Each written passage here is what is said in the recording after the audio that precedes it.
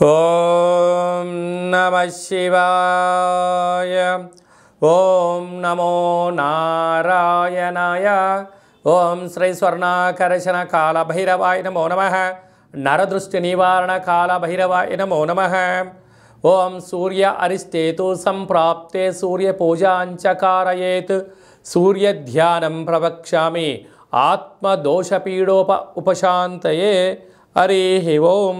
మా ఛానల్కి స్వాగతం. చూస్తున్న వీక్షకులకు ప్రేక్షకులకు ప్రియ కాళభైరవ భగవద్బంతులకి స్వాగతం పలుకుతూ మమ్మల్ని ఎంతగానో ఆదరిస్తూ ఉండబడినటువంటి ప్రియ సోదరీమణులకు అందరికీ కూడా సనాతన ధర్మ వీక్షకులకు సంరక్షకుల అందరిపైనను రథసప్తమి అనగా సూర్యుడి యొక్క జయంతి సందర్భంగా అందరికీ నిండు నూరేళ్ల ఆయురారోగ్యాలను ప్రసాదించాలని, ఎవరికి కంటి సమస్యలు, దేహ సమస్యలు, ఆత్మ సమస్యలు, అనారోగ్య సమస్యలు వాళ్ళకు రాకుండా సంపూర్ణ ఆయురారోగ్యాలు ప్రసాదించాలని సూర్యభగవానుని వేడుకుందాం. ద్వాదశ రాశుల్లో గ్రహ గమనాన్ని ఒకసారి వీక్షింపచేద్దాం. మేషరాశిలో గురు సంచార స్థితి, కన్యరాశిలో కేతు సంచార స్థితి, మకర రాశిలో కుజుడు, బుధుడు మరియు శుక్ర సంచార స్థితి, కుంభరాశిలో రవి మరియు శని సంచార స్థితి, మీనరాశిలో రాహు సంచార స్థితితో ద్వాదశ రాశులలో గ్రహ గమనాలు ఫిబ్రవరి ద్వితీయార్థంలో ఈ విధంగా ఉన్నాయి. అలాగనే 21వ తారీఖున బుధుడు కుంభరాశిలోకి సంచారం చేయడం వల్ల అక్కడే ఉండబడినటువంటి రవి భగవానుడితో బుధుడు కలిసి ఉండడం వల్ల బుధాదిత్య రాజయోగము అంటారు. ప్రభుత్వ ఉద్యోగం ప్రయత్నం చేసేటువంటి వారికి ఇది చాలా మంచి కాలము అని చెప్పి గమనించాలి. రథసప్తమి సందర్భంగా మేషరాశి వారికి ఎలాంటి విధి విధానాలు పాటించాలో ఈ వీడియోలో సవివరంగా సంపూర్ణంగా తెలుసుకుందాం. మేషరాశిలో ఏ నక్షత్రాలు వస్తనగా అశ్విని నక్షత్రంలోని 4 పాదాలు, భరణి నక్షత్రంలోని 4 పాదాలు, కృత్తికా నక్షత్రంలోని 1 పాదం కలిపితే మేషరాశి.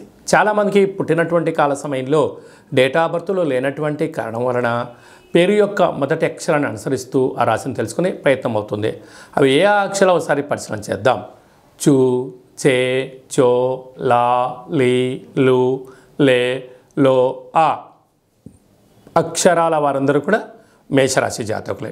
మేషరాశికి అధిపతి కుజుడు. ఈ రథసప్తమి సందర్భంగా రాశాధిపతి కుజుడు అవ్వడం వలన విశేషంగా సూర్యభగవానునికి ఎరుపు ఒత్తులతో దీపం పెట్టడం, ఎరుపు వస్త్రాలు ధరింపచేసుకోవడం, గోధుమలతో కూడుకున్న ఆహారాన్ని, చక్కెర పొంగలని సూర్యనారాయణునికి ఆహారంగా నైవేద్యంగా ఏర్పాటు చేసి భక్తులకు ప్రసాదంగా పంచడం వలన సంపూర్ణ ఆయురారోగ్యాలు, భూమికి సంబంధించిన వివాదాలు తొలగిపోతాయని చెప్పి గమనించాలి.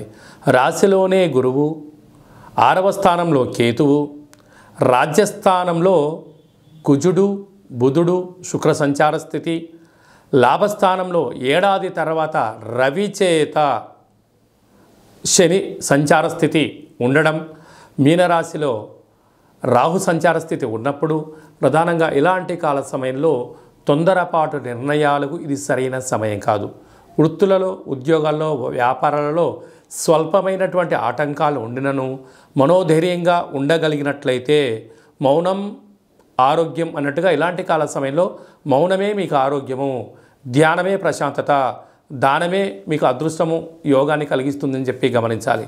ఎందుకనగా లాభస్థానంలో శని భగవానుడి చేత రవి చేత శని కలిసి ఉండడం వల్ల వీరిద్దరూ తండ్రి కొడుకులతో అవుతారు. కనుక ధనపరమైనటువంటి స్వల్పమైనటువంటి విభేదాలు వచ్చే అవకాశాలు ఉన్నాయి.